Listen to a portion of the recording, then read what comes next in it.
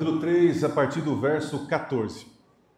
E o título da mensagem de hoje é: Espelho, espelho meu, há alguém mais pecador do que eu?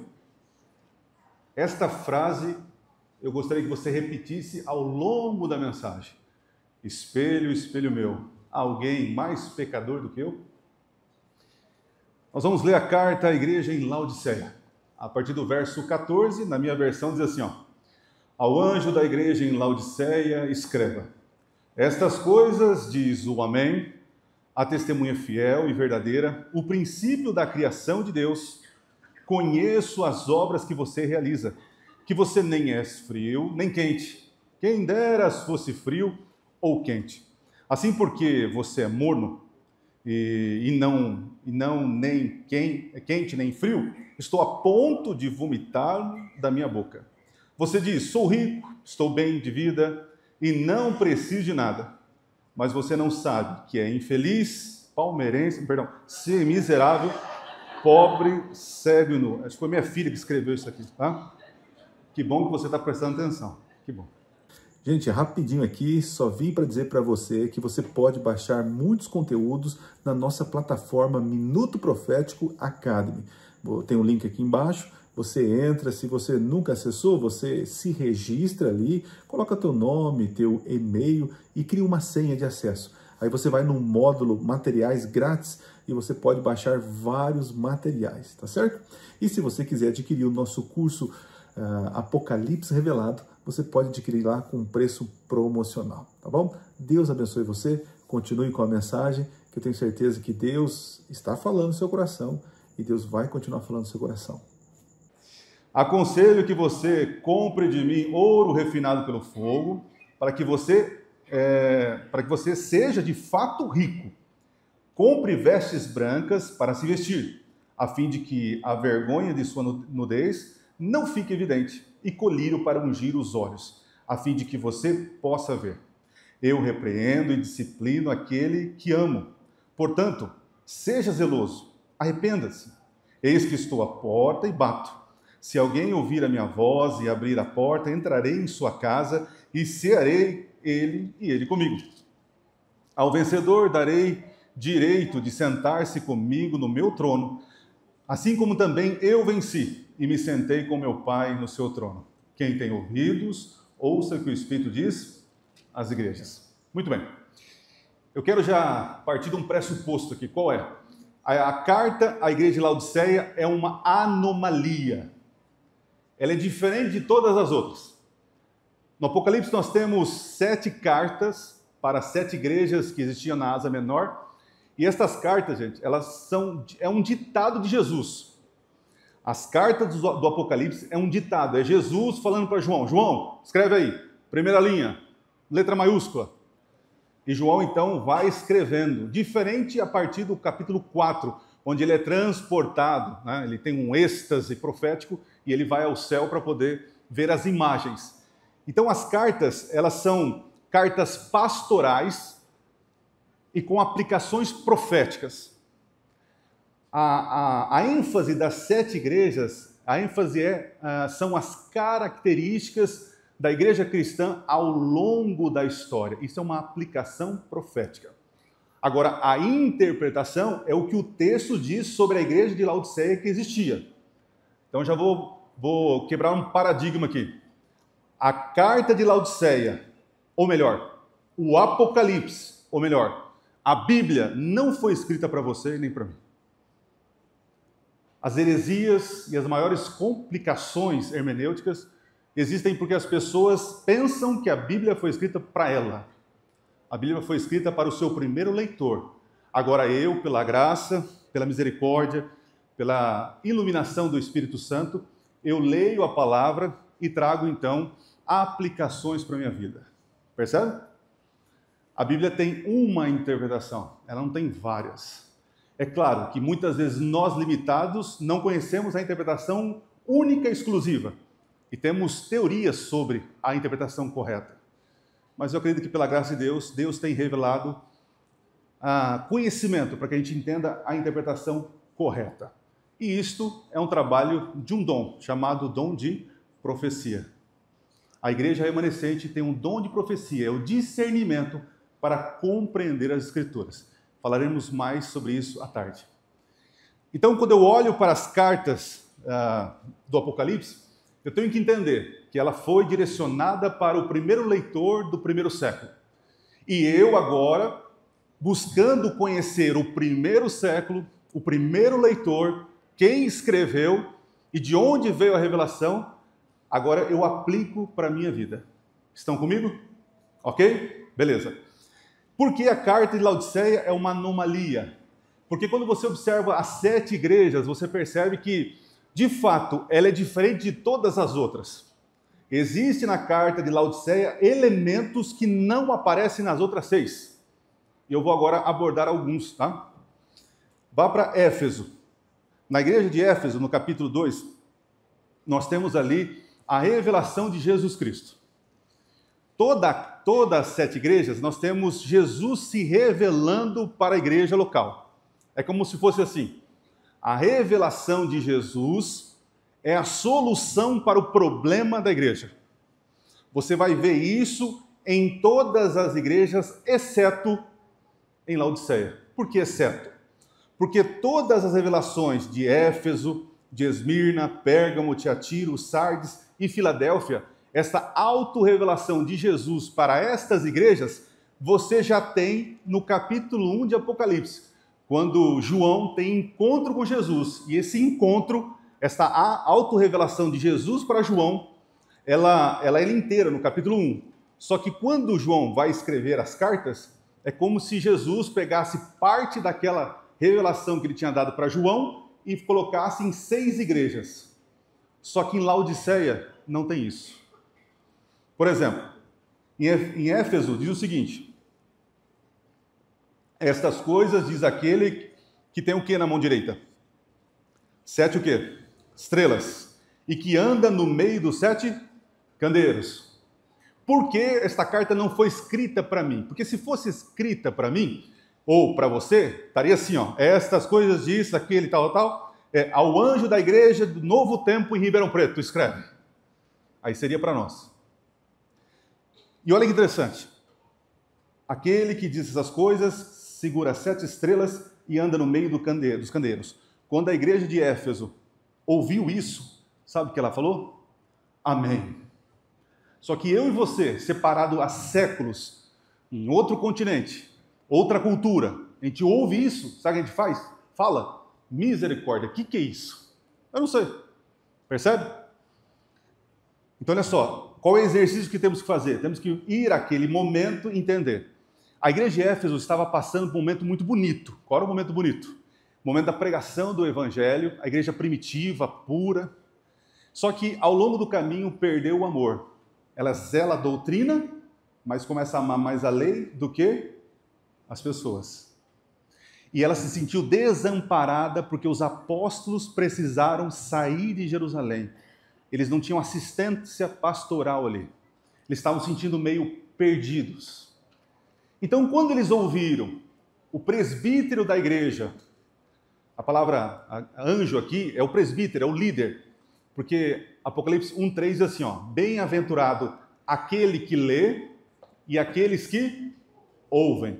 Porque na sinagoga ou na igreja, naquele tempo, era assim. Um tinha a carta e os outros apenas ouviam. Então, por isso que diz assim, ó, ao líder, ao anjo daquela igreja, escreve. Quando o líder leu que Jesus, que aquela carta vinha daquele que segurava as 7 estrelas, o próprio livro explica. 7 estrelas representa a liderança da igreja. Ou seja, Jesus está segurando com a sua destra fiel a sua liderança. Isso é muito bom. Os anciãos aqui presentes se sentem seguros quando o pastor, os líderes estão ao lado, não é assim? Mas ele falou assim, eu seguro as 7 estrelas, mas eu ando no meio dos candeeiros. Esta é uma imagem tirada do santuário.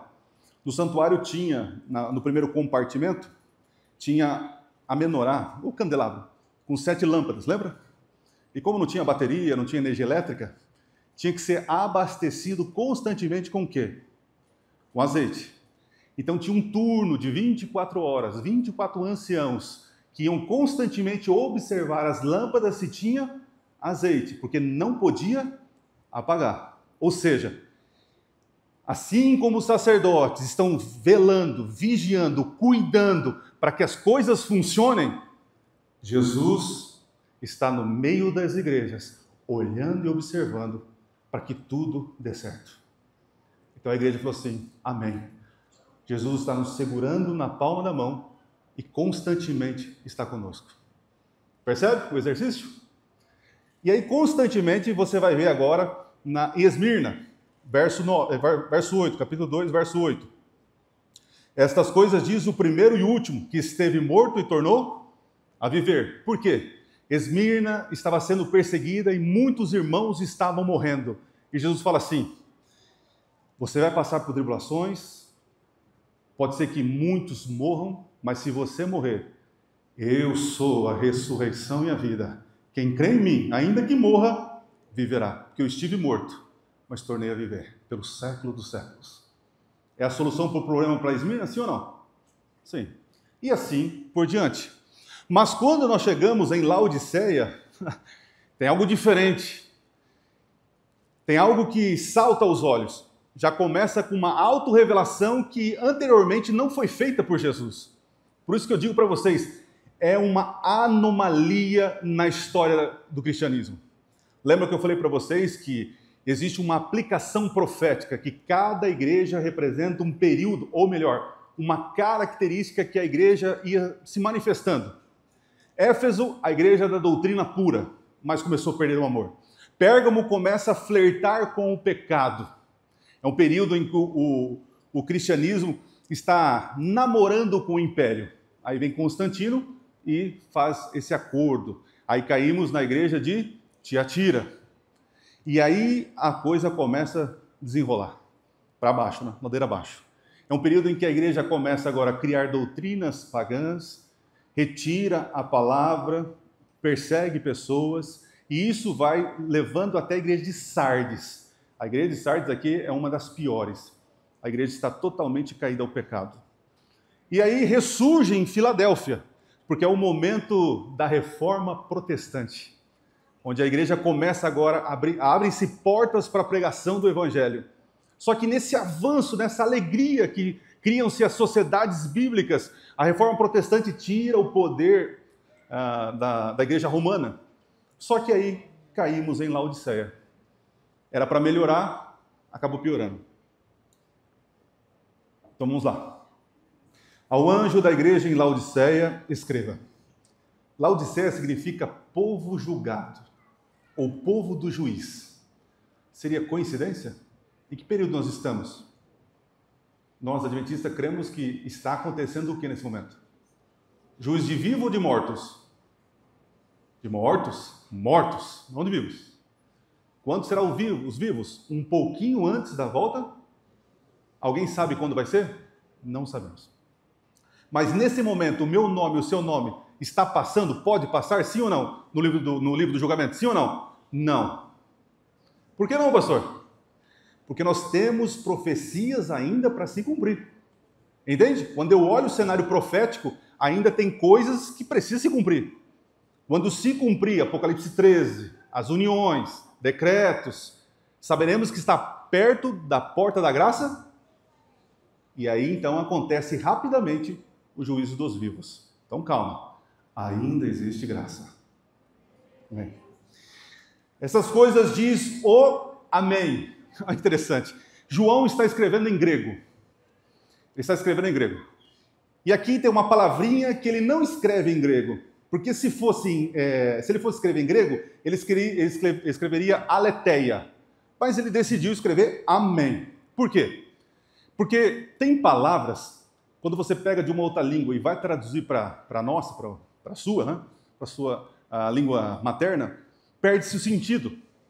Então a gente, para não perder o sentido daquela palavra, a gente acaba usando ela na própria língua. Por exemplo, uma palavra de outra língua que nós não traduzimos, mas usamos aqui. Quem acertar vai ganhar o carro do Marlon. Beleza, Marlon? Certo. Vamos dividir. Designer. Chique, designer. Designer. O que é um designer? Aí você tem que explicar. Aí só de explicar vai perdendo o sentido. Então, quando a pessoa sabe o sentido, designer, opa, é a pessoa que tem a capacidade de criar, enfim, desenvolver imagens e assim por diante. Feedback. Feedback. Ô, pastor, depois eu vou dar um feedback da tua mensagem. O que é um feedback? Se eu vou explicar, feedback é um retorno, é um não sei o quê. Então a gente não traduz, a gente pega a palavra e traz para a nossa língua. Entenderam isso? Ok? Beleza. Então João não quis traduzir amém. E o que significa amém?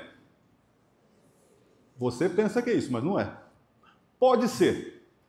Primeiramente, amém significa algo, que está em Isaías 65. Deixa marcadinho, corre lá rapidinho para a gente poder ler, porque é muito bonito. Isaías 65. Quero ouvir o barulho das Bíblias, hein? Se tem celular também, pode usar o celular, vai. Pode usar, não é pecado não. Pecado é falar mal do pastor pelo WhatsApp, mandando por irmão. Olha, o pastor falou uma besteira aqui. É pecado. Tá? 65, vou ler com vocês, verso 16. Olha que interessante. João é um hebreu, é um judeu, judeu. Ele está escrevendo em grego, mas sabe qual a língua que ele falava? Aramaico. Olha que loucura, hein? Ele fala em aramaico, pensa como um judeu, mas escreve em grego. Né? Tá. Imagina, é um TDAH do passado, é mais ou menos isso. Tá? Vamos lá. Verso 16, 65, 16. Assim, quem quiser ser abençoado na terra, será abençoado pelo Deus do quê? Amém. A palavra aqui no original hebraico é amém. Então, o que é amém? Verdade.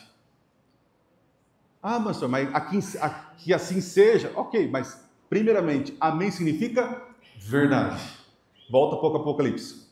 Estas coisas diz o amém. Eu sou o caminho, a verdade e a vida. Porque Laodiceia é uma... eu perdi a palavra, né? Anomalia. Porque em todas as outras igrejas não se perdeu o conceito de verdade absoluta. Hoje, o pastor tem a verdade dele, o irmão tem a verdade dele, a professora tem a verdade dele, e a verdade já não é mais absoluta, é uma verdade relativa. Só que Jesus diz, eu sou o amém. Eu sou a verdade absoluta. Jesus diz para Laodiceia, vocês não têm verdade, porque eu sou a verdade. Vocês perderam isso. Então essas coisas diz o amém, a verdade absoluta. Se tem uma verdade nesse mundo, é que eu sou a verdade. Vivemos em tempos em que a verdade é relativa. Só que Jesus continua a revelação. Ele fala assim, eu sou o amém, a testemunha fiel e verdadeira. Parece ter uma redundância, fiel e verdadeira, quase a mesma coisa. Porque Jesus é o primeiro mártir, é a primazia dos mártires. O que é um mártir? Mártir é testemunha, no grego. O mártir, ele foi conhecido porque ele morria por uma verdade. Pessoas morriam por Jesus Cristo. E Jesus é a testemunha fiel e verdadeira porque ele morreu por uma verdade. Qual é a verdade? Se comer desse fruto, certamente morrerás. Então Jesus se levanta, se o homem cair, eu morro por eles. Essa é a verdade. Esse é o compromisso, o maior mártir que existiu, Jesus Cristo. Por que isso? Porque Laodiceia não tinha mais compromisso. Laodiceia tem compromisso apenas pelo seu conforto, e vocês vão ver isso na carta, pelos seus deleites, pela sua riqueza, e vivemos em tempos semelhantes, onde as pessoas não têm mais compromisso com Jesus Cristo. Diferente com Esmirna, que morria por Cristo. Diferente por Éfeso, que morria pela verdade doutrinária. Percebe? Laodiceia falta compromisso. Laodiceia não tem compromisso com Jesus Cristo. E ele diz assim, o princípio do quê? Princípio da criação. Muito bem. E por que isso? Laodiceia é uma anomalia. Em todas as outras igrejas, as pessoas entendiam e acreditavam em um Deus criador. Só que quando chega no período de Laodiceia, inundado pelo iluminismo, pela Revolução Francesa, o renascentismo, agora se tira Deus do trono, Deus não existe. Coloca quem? O homem. Só em Laodiceia o conceito de criador é derrubado. E Jesus se levanta e fala assim: eu sou o Amém. A testemunha fiel e verdadeira. E eu sou o agente criador desse mundo. Por isso você vai encontrar em Apocalipse 14 o povo remanescente dizendo o seguinte: temei a Deus e dá-lhe glória, pois é chegada a hora do seu juízo. E adorai quem? Aquele que fez o céu, a terra, o mar e as fontes das águas. Laodiceia perdeu o senso de um criador. Por isso que no Apocalipse é a criatura trazendo para si a adoração. E Deus se levanta e diz: não é assim, eu sou o criador. Eu sou o criador. E talvez você esteja olhando, é verdade, estamos num tempo aqui que a verdade não é absoluta, cada um faz o que quer, não tem compromisso mesmo, pastor. As pessoas aí são indicadas para os departamentos, ninguém quer nada com nada, não vem na hora certa, e realmente, eles são os deuses da vida deles. Espelho, espelho meu. Há um pecador maior do que eu? Quando você olha para Laodiceia, se você vê outra pessoa, você é pobre, cego, nu, miserável. Quando eu olho para Laodiceia, é um espelho. Sabe quem eu vejo? Adriano Cardoso Cecília. Se quando você lê Laodiceia, você vê fulano, ciclano, você é pobre, miserável, cego, nu. Espelho, espelho meu. Há um pecador maior do que eu? Jesus começa agora a dizer sobre as obras desta igreja. É a carta com mais repreensão, mas é a carta com mais graça e amor. Conheço as obras que você realiza, que você nem és frio nem quente. Quem deras fosse frio ou quente. Assim, porque você é morno e não é nem quente nem frio, estou a ponto do quê? Vomitá-lo da minha boca. E eu já ouvi muitas aplicações para esse texto. E as aplicações são diversas. E uma que eu já usei muito, depois entendi que realmente não faz sentido. É dizer assim, tá vendo aqui? Jesus é contra o crente mais ou menos. É morno. É um pecar e pelar, não é assim? Então Jesus, ele está vomitando os mornos. Os irmãos que não têm compromisso, pastor, é verdade. Mas isso não tem nada a ver com o que o texto está dizendo. Porque a gente parte de um princípio assim. Se o crente é quente, é bom ou não é? É bom. Morno é bom? Não. E frio? É ruim ou é bom? Para nós, a gente lê e entende que é ruim. Mas para Jesus, ele fala, quem deras fosse quente ou... Mas você não é nada disso. Então, peraí, se frio é ruim, como que Jesus deseja que eu e você sejamos frio? Porque essa comparação espiritual não tem nada a ver, gente. Aí temos que ir lá para a geografia, o tempo e entender. Laodiceia era uma cidade muito rica. Só que ela tinha uma dificuldade, e a dificuldade dela era com água. Eles cavavam, e quando tinham água, a água era ruim, ela era imprópria para tomar. Só que, interessante, Laodiceia ficava num lugar, ao lado ficava Colosso, a igreja dos Colossenses, e tinha uma outra cidade próxima chamada Hierápolis. Então, os laodiceanos, com muita grana no bolso, fizeram o seguinte, vamos importar a água. Fizeram dutos e trouxeram água de Colosso. E Colosso, gente, a água era gelada. Gelada. Eu lembro quando eu fui a primeira vez no Rio de Janeiro, eu fui para a praia de Grumari, a praia dos artistas. É o meu lugar, um artista. Eu fui para lá. É lá, amor, na praia do... E ali, nem vou contar isso. Minha esposa largou eu com refrigerante, o salgado dela, com um monte de coisa assim, para ir tirar foto com o Cauã Raymond. Falei, quem é esse cara? Não conheço esse cara. Mas é outra história. E eu doido para nadar. Quando eu pisei na água de Grumari, pelo amor de Deus, gente, a água doía os ossos, gelada, gelada. Eu falei, moça, ela estava do lado ali, moça, é sempre gelado? Ela falou, gelado? Tá ótima a água. Eu falei, todo mundo, mulher, todo mundo. Então, a água ali em Colosso era gelada a ponto de saciar a sede, beneficiar a população e outras pessoas que iam lá por causa dos poderes medicinais da água. Só que o duto, quando trazia água de Colosso, quando chegava em Laodiceia, chegava como? Morna. Então, vamos pegar de Hierápolis a água, então. Só que em Hierápolis, a água era quente, era tipo Termas de Laranjais, Olímpia. As pessoas iam lá para se divertir, curtir, era uma bênção ali. Fizeram um duto. Quando chegava a água em Laodiceia, como chegava? Morno. Morno. Então veja, vocês, Laodiceia, vocês são irrelevantes. Vocês não saciam a sede de ninguém e não dão alegria para ninguém. E por vocês serem irrelevantes, eu estou a ponto de vomitar vocês. Percebe? Laodiceia só pensa em si e não abençoa as pessoas. Interessante que aqui tem graça nesse texto. Porque se alguém vai vomitar algo, esse algo está onde? Dentro. Então Jesus não vomitou ainda. Então não seja você irrelevante para que Jesus vomite você. Não seja um vômito. Ok? Avançando. Diz o seguinte. Verso 17, você diz, sou rico, estou bem de vida e não preciso de nada. Mas você não sabe que você é infeliz, sim, miserável, pobre, cego e nu. Olha que interessante.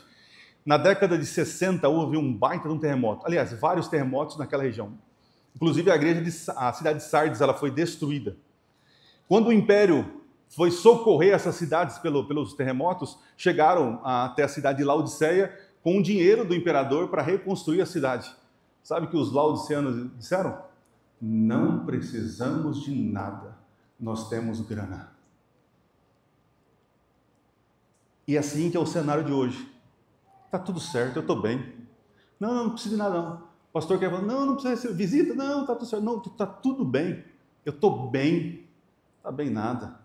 E é interessante que a Laodiceia não consegue se enxergar. Jesus vai começar agora a dizer o seguinte, verso 18. Aconselho que você faça o quê? Compre de mim ouro refinado pelo fogo, para que você seja de fato o quê, gente? Rico. Rico na Bíblia e feliz na Bíblia é diferente do que nós pensamos. Sabe quando a Bíblia diz que nós somos felizes? Isso aqui vai mexer com você. Feliz é aquele quando está passando pelo vale da sombra da morte e ele entende que o Senhor está ali. Feliz é aquele que passa por provações, porque mediante as provações ele percebe e entende que o Senhor está ali. Provação na Bíblia é sinônimo de felicidade. Quando não há provação, há um distanciamento do Senhor, e você sabe disso por experiência própria. Quando você está de bem com tudo e não está passando por alguma dificuldade, porque as dificuldades nos levam o pensamento a quem? A Deus. Por isso que Paulo diz assim, eu aprendi a ser feliz como? Em tudo. E ele vai falando tudo. Só que nesse tudo, nas provações, em tudo, ele entendia que o Senhor estava com ele. Riqueza na Bíblia também não é finanças.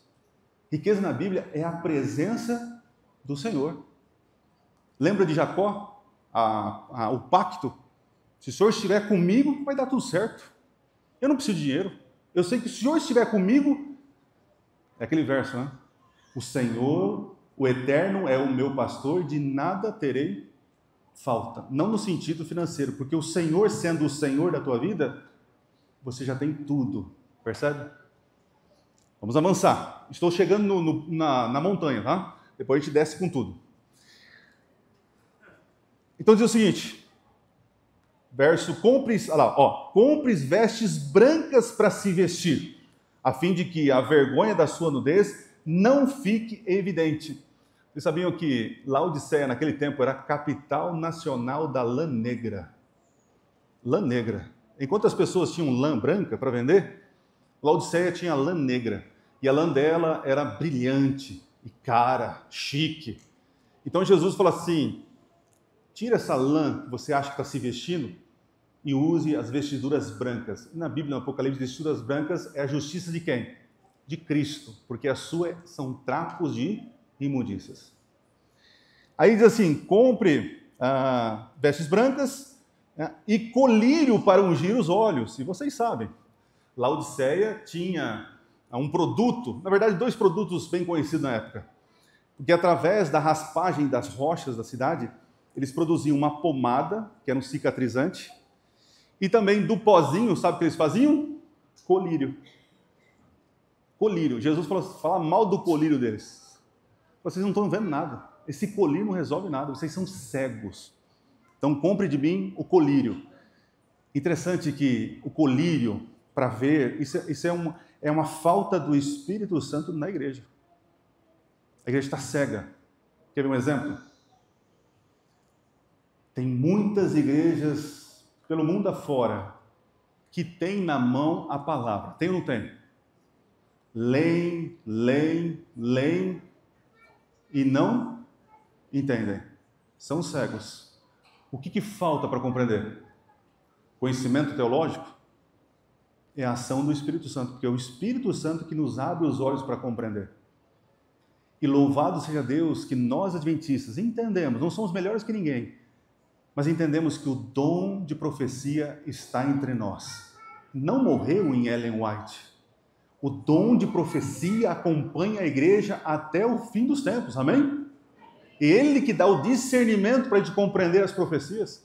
Ele que dá o discernimento para a gente ver a clareza doutrinária. Percebe? Muito bem. Já estou no topo. Agora eu vou descer, hein?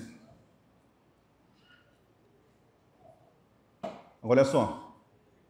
Eu repreendo e disciplino aqueles que amo. Portanto, seja zeloso e arrependa-se. Quando você lê, principalmente os jovens, quando vocês leem a palavra disciplina, o que vem à mente? Para mim, disciplina, eu lembro da imagem do meu pai. Para mim, disciplina me repete a castigo, juízo. Ó, tá sabendo, fulano foi disciplinado na igreja. Ó, foi cortado, foi disciplinado na igreja. Só que disciplina na Bíblia não é juízo, disciplina na Bíblia não é castigo, e eu quero que você entenda o seguinte: Deus não castiga ninguém. Tira essa bobagem da tua cabeça. Deus não castiga ninguém hoje. Você não está sendo castigado por Deus pelos seus pecados, pelas coisas ruins desse mundo, você não está sendo castigado. Um dia, Deus dará o castigo na sentença final. Deus hoje disciplina. O que é disciplinar alguém? É corrigir. Disciplinar é interagir com alguém. A palavra também vem de discipulado. Como que é um discípulo? O discípulo, você fala assim, ó, vai lá e faz isso. O que é um discipulado? Vem ver como eu faço, vamos fazer juntos, e agora eu olho como você faz. Isso é discipulado. Jesus fala assim, eu disciplino, eu acompanho, eu estou aqui. É mais ou menos assim. Esses dias minha filha, eu dei a liberdade que ela queria fazer a lição, a tarefa sozinha. E eu chegava lá, filha, não é assim. Ah, papai, eu sei. Ah, tá bom. Filha, não é assim. Não, papai, deixa eu fazer. Eu falei, tá bom. Vou dar liberdade para você fazer a tarefa sozinho. Tá bom? Tá bom. Fez a tarefa. Adivinha o que aconteceu? Tudo errado. Falei, filha, agora, daqui em diante, você está sob disciplina. Como assim, papai? Porque eu vou estar com você, você vai ter horário para fazer, eu vou acompanhar você, e você está sobre a minha disciplina. E é assim que a gente faz hoje. Às vezes uma pessoa disciplinada na igreja, ela não está sendo castigada pela igreja. A igreja está dizendo o seguinte, nós amamos você, não concordamos com o que você fez. Então, nesse período em que você está em reflexão, você será acompanhado e amado ainda mais por nós. Essa é a verdadeira disciplina. Essa é a verdadeira disciplina. Igreja, precisamos disciplinar de maneira correta as pessoas. Então, olha que interessante. Ele diz assim, ó, eu disciplino e repreendo os que odeio, os que amo. Jesus é igual a minha filha. Fala, filha, eu te amo. mas é porque eu te amo, eu vou te castigar. Ela fala, você é louco da cabeça. Não faz sentido. Castigo é para os ímpios do tormento. Ok? Do lago de fogo. Fala tormento, eu pensar que eu sou imortalista. Mas enfim. Aí diz o seguinte, agora presta atenção nisso. Portanto, seja zeloso, olha lá, zeloso, cuidadoso e reflita, arrependa-se do que você fez. E diz assim, ó, eis que estou à porta e bato. Se alguém ouvir o barulho da porta e abrir a porta, entrarei em sua casa e cearei com ele comigo. É assim que está escrito? Não é assim que está escrito. Está escrito assim, ó, eis que estou à porta e se você ouvir a mim o quê? Por que isso? Mas não é o barulho? Eu não sei vocês, mas eu tenho alguma barulhofobia de porta batendo, né? De campainha tocando. Eu posso estar fazendo uma coisa importante. Se alguém tocou a campainha, meu Deus do céu, um desespero para correr, para ninguém ficar... Não é assim? E esse barulho incomoda a gente. E tem gente que é persistente. E é assim que está lá. Jesus, ele não está batendo, ele para. Ele fica assim, ó. E é interessante que esse barulho é um incômodo. E muitas vezes a gente pensa que o incômodo é coisa ruim. Mas o incômodo na Bíblia são provações que mostram que Jesus está à porta. Só que a gente tem que parar de prestar atenção na provação. Tem que parar de prestar atenção, eu vou quebrar o púlpito aqui, no barulho. Jesus fala assim, eis que estou à porta e bato. Se você ouvir a minha voz e abrir, sabe por quê? Laodiceia ficava numa rota comerciária. E muitos mercadantes, pessoas que vendiam, eu ia falar uma palavra aqui, mas é feia, né? Bis e não sei o quê. É feia essa palavra, né? Mas é a pessoa que vende na rua. Ok. Então eles passavam nas casas. Um exemplo, acho que eu tenho um tempinho. Alguém é do Maranhão aqui? Alguém é do Maranhão? Opa, Maranhão. Carolina. Eu fui para Carolina, cara. Opa, foi top. Muito legal. Eu tive o privilégio de uma semana estar na Times Square, nos Estados Unidos, e na outra em Carolina. Vai vendo. Diferença. Por que diferença? Aqui em Ribeirão Preto é mais ou menos assim, não é? No interior de São Paulo. Você está andando na rua, certo? Tem a rua. Aí tem a calçada. 2 metros, mais ou menos, de calçada, certo? 1,5 metro, 2, certo? Rua, calçada, ok? Depois da calçada nós temos o muro, ou a grade, não é assim? Aí você passa a grade ou o muro, aí tem geralmente um espaço e depois tem o quê? A casa, certo? Eu cresci assim, mas Carolina é diferente. Carolina é a rua, blá, blá, blá, blá. Calçada, 50 centímetros no máximo. Só que aí não tem a grade, não é o portão, é a porta da sala. Então você está andando em Carolina na rua, não dá para andar na calçada. Quando você bate o olho, a porta está aberta, você está vendo alguém lá cozinhando na cozinha, alguém assistindo o Faustão, não tem mais Faustão, mas enfim. Você olha, você fica com medo de intimidar quem está lá. Não é estranho, é o costume. A maneira da cidade é assim. Lá em Laodiceia é mais ou menos isso. Tem a rua e as casas já com a porta. Se você abrir a porta, já está na rua. Então, os mercadantes passavam para vender bugigangas. Por isso que Jesus fala aqui, aconselho que de mim compres. Porque ele em Laodiceia é um vendedor que passa oferecendo a salvação, mas de graça. É alguém que passa esperando que você atenda o convite. E ele tem os melhores produtos. Agora é interessante, você mora lá em Carolina ou em Laodiceia, e você está dentro de casa. E aí você começa a escutar. Aí você pega o teu garoto, né? Porque criança nessa hora é terrível. Fica quieto. Mais um vendedor enchendo as paciências. Ele vai passar. E o vendedor aqui, ó. Fica quieto. Não vou atender. Não aguento mais atender esses comerciantes. Só que Jesus fala assim. Dona Maria, é o seu Zé. Vim trazer a sua encomenda. É o seu Zé. Não, podemos atender. Aí ele abre a porta e recebe ele para dentro de casa. Laodiceia precisa conhecer a voz do amém, da testemunha fiel e verdadeira, do Senhor da criação, Laodiceia não ouve mais a voz do seu pastor. Laodiceia tem ouvidos para tudo desse mundo. E o que incomoda Laodiceia são as provações, que na verdade é a esperança batendo no coração para que você ouça a voz do Salvador. Percebe? As provações é um grito de Jesus dizendo: deixa eu entrar. Mas a gente se esconde, porque a provação incomoda. E é nessa hora de abrir o coração e deixar Cristo entrar. Percebe? Pode ser que hoje vocês estejam incomodados com alguma coisa, alguma situação. E é nessa hora que Jesus está dizendo: deixa eu trabalhar, deixa eu entrar. Ouve, sou eu. Só que muitas vezes a gente escuta a voz do empréstimo, a voz do negócio errado, a voz de um relacionamento que não deve, a voz daquilo que não pode, e esquece de ouvir a voz do Salvador. Que vozes você tem escutado?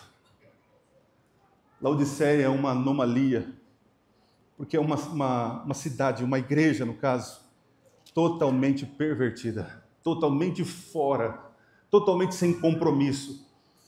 Mas nenhuma carta do Apocalipse tem tanto amor e graça, porque ele fala assim: ao vencedor darei direito para sentar comigo no meu trono. Vocês não estão entendendo? Cristo teve um privilégio de sentar ao lado do Pai, porque venceu, porque Ele é o princípio da criação, o primogênito dos mortos. Ele não tem pecado, Ele venceu a morte, toda a honra e glória para Jesus Cristo. Ele pode sentar no trono do Pai pelos seus méritos, mas eu não posso sentar. Aliás, eu não posso nem chegar perto. Mas Ele me ama tanto que Ele quer colocar eu do lado dele, do lado do Pai. Percebe isso? Cristo está oferecendo para Laodiceia um privilégio aparentemente maior do que as outras igrejas. Porque onde abundou o pecado, superabundou a graça. E é o que nós aguardamos, um novo céu e nova terra, onde há paz, há esperança, há um descanso.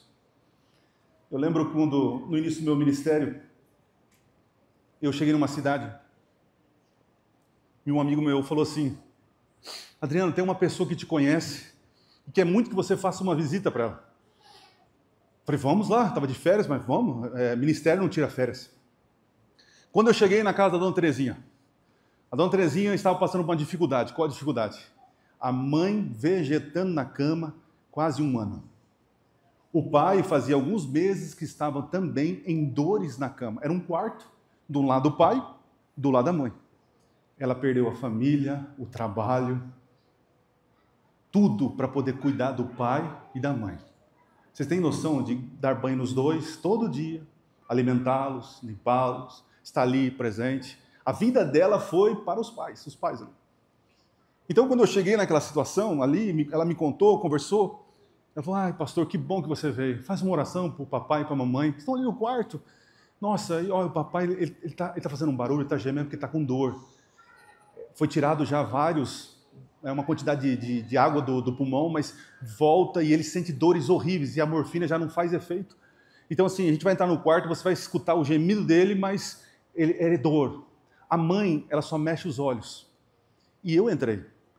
E uma coisa que, no meu ministério, que eu tenho dificuldade, são duas coisas: hospital e velório. Eu entro no quarto, um quarto bem limpinho, cuidado. Aí a mãe, ela já estava ficando atrofiada já, tinha uma sonda, e ela só mexia os olhos. Ela falava, mamãe, olha, trouxe visita, a senhora está me ouvindo? E ela mexia os olhos. E do lado, gente, uma outra cama de solteiro, o pai fazia assim,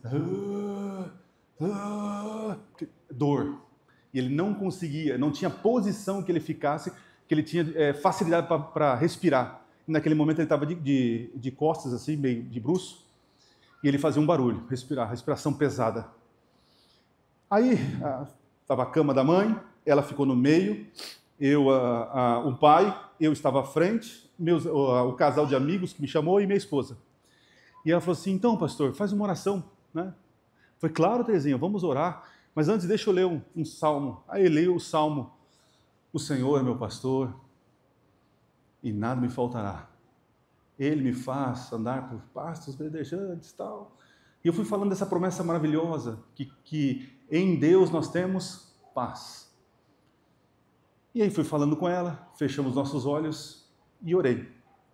Uma oração simples. Terminou a oração, ela me abraçou, agradeceu, e aí a gente conversando ali no quarto ainda, de repente ela parou assim, gente, espera aí, meu pai não está fazendo mais barulho. Aí ela foi, o pai, mexia no pai, colocou o ouvido, olhou para nós, pegou o celular, ligou para o médico, o que está acontecendo? Aí se retirou do quarto, o médico era quase vizinho dela, chegou correndo, entrou, e eu na sala ali, a gente sem entender o que estava acontecendo, e ela lá no quarto, papai, papai, papai. Aí de repente já veio outras pessoas, e eu ali, eu falei, Deus do céu, vamos embora, pelo amor de Deus, não sei o que está acontecendo. E de repente ela chega e fala assim, o médico chega com ela e fala assim, o pai da Terezinha acabou de descansar. Quando ele falou isso, sabe o que eu pensei? Matei o velho. Parece que um buraco abriu e eu queria entrar dentro. Você não tem noção, eu queria entrar dentro. Porque eu vim de 400 quilômetros para chegar ali, fazer uma oração e o pai... Eu me senti mal, vocês não têm noção, eu tremia. A minha esposa, me vendo, entendendo, me abraçou. Faltou palavras, eu não sabia, porque uma mulher que se desprende do mundo para cuidar dos pais, de repente eu estou no momento mais triste que a perda. E aí eu fiquei sem chão. A dona Terezinha veio, me abraçou, me apertou. Falei, agora ela vai me sufocar e enforcar, só pode. E ela falava assim, obrigado, pastor. Obrigado, pastor. O papai agora está em paz. Ele não está mais sofrendo, pastor. Obrigado, porque ele precisava ouvir as tuas palavras e ele descansou no Senhor. Eu falei, eu creio também. E eu creio que um dia, quando Cristo voltar, esse senhor vai falar assim, foi você que foi lá? Foi você que, nas tuas férias, foi lá fazer uma visita para minha filha? Sou eu, aquele senhor que estava clamando de dor. E naquele dia, eu só escutava isso na minha vida. Dor, sofrimento, vergonha, que a minha filha fazia de tudo e não tinha como mexer. Mas quando eu entendi que eu não sou nada, eu preciso do Senhor. E eu ouvi do Salmo, o Senhor é meu pastor. E ali eu abri meu coração. E eu estou aqui. E quero te dar uma... Eu imagino a cena dessa. Quantos aqui hoje querem encontrar os amigos na eternidade? Mas serão amigos que você diretamente influenciou. Que você foi relevante, não foi um laodiceiano. Você ouviu a voz, não terceirizou a voz de Jesus para o professor, para o pastor, para o ancião. Você, a cada dia, ouviu a voz de Jesus. Porque Jesus diz, as minhas ovelhas conhecem a minha voz. E quando eu falar, elas vão me ouvir. O coral vai cantar. E nós vamos depois orar, pedindo a Deus que tire os nossos ouvidos de ficar prestando atenção nos problemas e nos ajude a ouvir a voz. E sermos relevantes para essa sociedade. Porque o que essa sociedade precisa é de Cristo, a verdade, a testemunha fiel e verdadeira, o Senhor da criação. Amém?